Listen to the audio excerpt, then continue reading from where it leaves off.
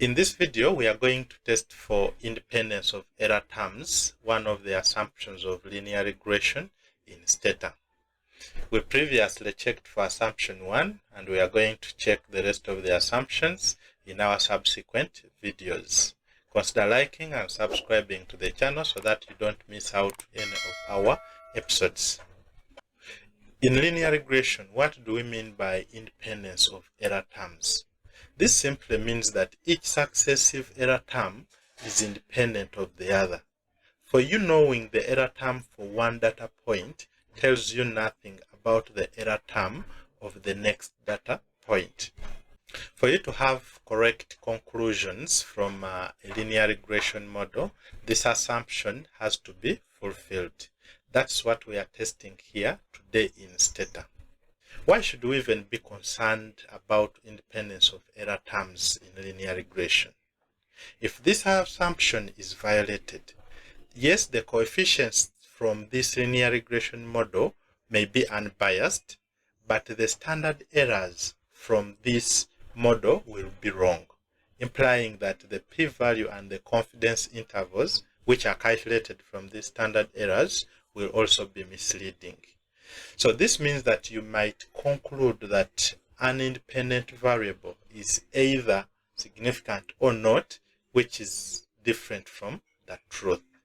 That's why it is important, before you run and interpret results of a linear regression, check for this assumption. To check for independence of error terms, we use what we call the residual versus predictor plots, or RVP in short. These graphs are obtained after you fitting the model. They are part of the regression diagnostics. The RVP plots are simply a plot of the residuals from the linear regression model against each independent variable. Let us see how to obtain it from STATA.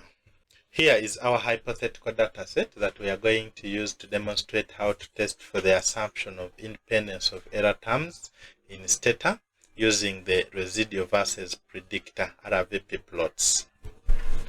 We have the outcome, the systolic blood pressure, which is numeric, a requirement for linear regression. We also have two independent variables, age and BMI, which we want to see whether there is a relationship between them and the outcome using linear regression analysis. But we want to first test whether the error terms are independent for these variables.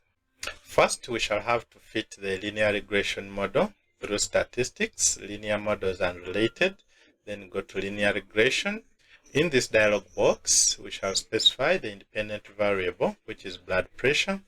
Then we specify the independent variables, that's age and BMI. Then we click OK. Here is the output from the linear regression analysis in STATA, but we are not interested in interpreting this output at this point. We wanted to just fit it so that we are able to get the RVP plots using the residuals based on this model. So to get the RVP plots, simply go to statistics, again linear models unrelated, then regression diagnostics, then you get the residual versus predictor plots. In this dialog box, we are testing each independent variable one at a time. Then we shall have age here, click submit, or you can click OK. Here is our RVP plot, the residual versus the predictor plots. If there is independence of error terms, we expect these points to be scattered randomly around the zero line. By looking at our graph for age, we would say the variable age has passed the assumption of independence of error terms. If we had a graph that looks like the one on the right, then this would be a violation of the assumption of independence of error terms.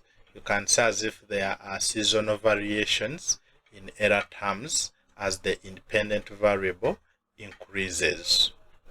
So you repeat the process for all the independent variables to see whether they fulfill this assumption of independence of error terms using the residual versus predictor plots.